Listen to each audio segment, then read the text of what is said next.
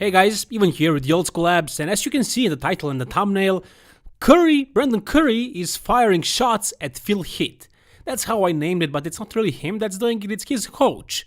But I'm sure they know, they agreed on this, because Brandon is too nice of a guy. I don't think he would do something like this, but I'm sure he knew that his coach is going to do it. His coach Abdullah, I'm sure all of you know who Abdullah is at this point. He has done a couple of interviews after Brandon won his Mr. Olympia title. He's a coach over there in Kuwait, and he's very controversial kind of coach, because he usually does this kind of stuff.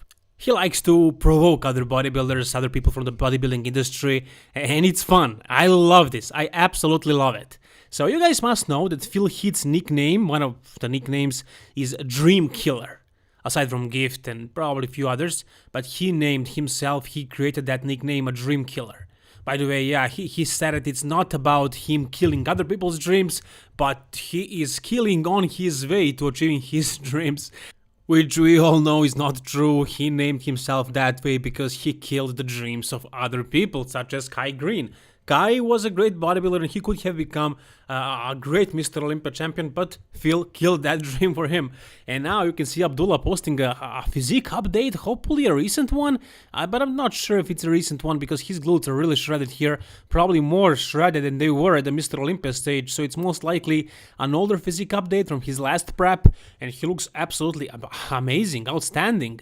I mean, this kind of, this look right here, this is a good look. This is a really good look, guys. Yeah, the symmetry is not that great, his legs could be bigger, but I'm sure it's gonna be a nice battle, and I think it's gonna be between these two guys, Phil and Brandon, and they have pretty similar physiques, and the last time they collided, it wasn't that close, but nowadays, Brandon grew a lot, he improved a lot, so it's gonna be a battle. Now, let's get to the description of this photo, which is very interesting.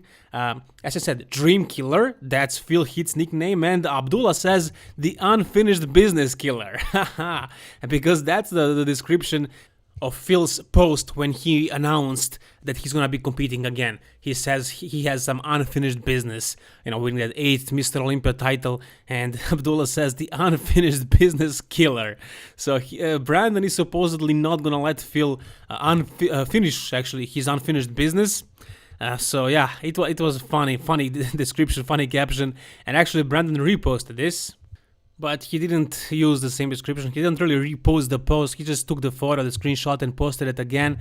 He didn't say anything like his coach said, because yeah, that's Brandon, he's not like that, he wouldn't do something like that. But his coach is doing it for him and he's aware of that, and I'm sure he's fine with that. I'm really curious to see how this, let's hope it's gonna become a rivalry, how it escalates coming weeks and months during their prep. I mean, Phil Heath, whenever he's competing against somebody, he can kind of create some tension, some drama, because he's really personal about the whole thing. Brandon is not like that, but if Phil fires shots at him, as he has done before, he did say that anybody who wins the 2019 Mr. Olympia is not really a big champion, because a lot of bodybuilders didn't show up, like Sean Rod and Phil Heath, Big Ramy, Kai Green, and whoever wins it has an asterisk next to their name, next to their title. So that's what he said a long time ago. Hopefully Brandon didn't forget that, and hopefully this rivalry is going to escalate in the coming weeks. Let's see what happens. Alright, the next one is an older photo of Big Ramy that surfaced, that he posted on his story, that many thought is a recent physique update, but as soon as it was posted, this Instagram page, which is a very popular page, and Nick's Strength and Power follows this page, posted that this is an older photo from his previous prep for Arnold Classic. So immediately after it was posted, minutes later, it was known that it's not a new physique update, but Nick's Strength and Power took advantage of this and of course made a video saying that this is his new physique update because he posted it on story. He took an advantage, of course, he does that very often. And lately, I don't know, I mean, he has been pushing his channel, he has been doing a lot of videos. But I mean, he kind of seems desperate. Maybe he needs a lot of money for something, because these videos, the titles and the thumbnails, I don't know. I don't like them at all, honestly. So for example, this one, he took a photo of Nick Walker, who is a huge bodybuilder, really big bodybuilder, and he says, why is he not a pro yet? Why is anybody not a pro yet? Because he's not good enough. It's not all about the size. You can be a freak, but you maybe don't have the symmetry. Maybe you're lacking something. Maybe you don't have the conditioning. I mean, last time he competed, he wasn't that good. He didn't deserve to become a pro. So that's why. Maybe next show he wins a pro card. I think he will. But why not? I mean, what is this question, this title? I don't know, man. I mean, yeah. I mean, maybe I shouldn't be talking smack about Nick. I'm not trying to gain any, I don't know, any attention, to make drama. If I really wanted that, I would put it in a title or the thumbnail. But I'm just talking to you guys because I'm sure many of you feel the same. I mean, isn't this lame? And, he's doing all these videos, but he's not even a bodybuilder. He competed once, like a decade ago, naturally. He's not really a bodybuilder. He doesn't get bodybuilding. So, yeah, he works hard. He has been doing this thing for a long time. But in my opinion, he doesn't get bodybuilding. I don't think he has crazy passion for it. On the other hand, myself, I am a bodybuilder. I'm competing. I'm prepping actually right now. I'm having a first show in about 20-25 days. So guys, if you want to check out my form, how I'm looking right now, and if you want to follow my bodybuilding journey, go to Instagram, type even bodybuilding, and you will find me over there. And this is my physique currently. So I'm passionate about bodybuilding through and through, man. That's all I'm thinking about all day, especially now during the prep. I'm suffering, I'm dieting really hard, and follow me, even bodybuilding. Alright, next up we have a 212 Mr. Olympia defending champion Kamal Gargni and his off-season shape. Mr. Olympia is not happening until mid-December, so most of these guys are going to start their preps probably mid-December or October, so they're going to have like October, November, and half of December to get ready, because look at this guy, I mean, he is lean, right? He is just watery, pretty much. There is no fat over there, just a tiny little bit. He needs to lose maybe like, I don't know, 10, 15 pounds, let's say 20 pounds, not more than 20 pounds.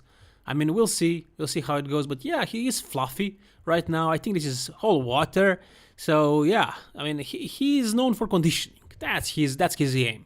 If he comes conditioned and he knows how to come peeled, that's how he can win. Not with the mass. Derek Lansard has the mass, but he doesn't come peeled. And they are, I mean, yeah, Derek seems bigger, but I'm sure they are both at least close to the limit, because those guys, they can be only 212 pounds, right? So we'll see what happens. I'm curious to see what kind of physique will Kamal bring. Will George Peterson be able to beat any of these two guys? And I'm really hoping that Derek Lansard is gonna come conditioned, and with all that mass of his, with that freakiness, he's gonna win and become the next reigning champ. That's my favorite scenario, honestly, because I find his physique super impressive, more impressive than anybody else's physique in 212. Of course, I would prefer Hadi Chopin and Flex Lewis over him, but he's the third best thing, because these guys went to the open. Talking about the other guys, talking about Flex Lewis, he just posted a physique update, and he says that he's 245 pounds right now. This right here is not his recent physique update. This is an older off-season photo of Flex. I just needed one off-season photo to put it in a thumbnail, don't misunderstand me. But knowing Flex, he didn't gain a lot of fat. He did not. The question right now is how heavy will Flex be on that stage? Now it's the open stage, so the category has no weight limit. And I listened to John Meadows, who is a shorter guy as well. He did the 212 and he did open as well. So he talked in a podcast once that he once got up to 260 pounds, which is a lot from him. But he was very sloppy. He got a bit fat, right? He got a bit chubby. And he lost the weight, and he eventually competed at 222, I believe. I think that's something what he said. But then next time and a couple of other times when he actually looked his best, he didn't go over 240, 245. So considering that Flex always pretty much stays in great shape in the off season, I'm sure he's not going to go down less than 220 pounds, probably 225. So imagine Flex at 225. Guys, that's over 10 pounds. 10 pounds. Go to the supermarket and buy 10 pounds of chicken. I mean, these guys are super lean. It's only meat that they are adding. Just add 10 pounds of meat on anybody's frame. That is a lot of muscle. That's going to be a big difference. A big difference.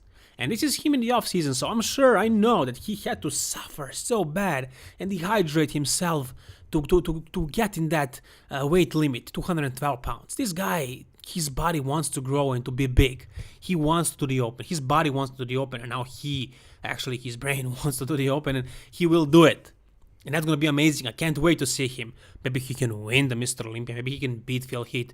It is a potential. Yeah, it can happen. I'm sure it can. We'll see. I'm really excited about this Mr. Olympia, actually. It's going to be awesome.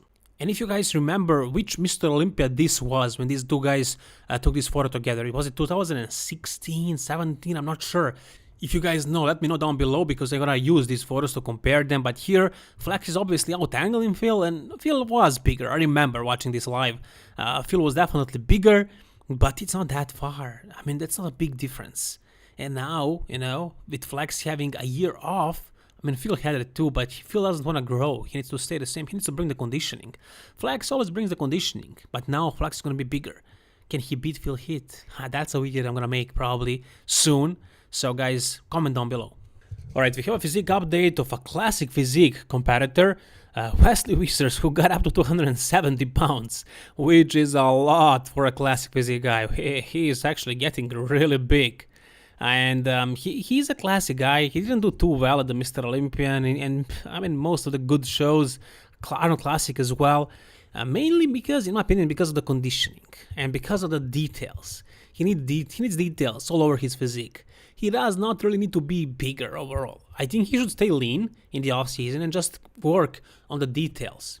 I don't know how much sense does that really make, I mean, scientifically, but Brian Ainsley, for example, is swearing on that kind of training, just working on the details, not lifting too heavy, just focusing on contraction and on isolation movements. I mean, Frank Zane also talked about the same thing. So I think Wesley should focus on that rather than trying to get as big as possible. 270 in the off season for a classic physique guy, it's a lot. It's definitely a lot. We'll see. I mean, maybe he wants to move to the open, but he's too tall for the open. I'm sure he could do it, but he would have to be much heavier than this. He should be like, I don't know, 350 in the off season. So yeah, classic physique is definitely meant for him, but he needs to work on those details and come conditioned. Alright, we have a physique update of Kian Pearson, who moved from the Classic to 212, and he's 9 weeks out. Now, he said originally that he's going to be competing only next year, 2021, but apparently he didn't want to wait.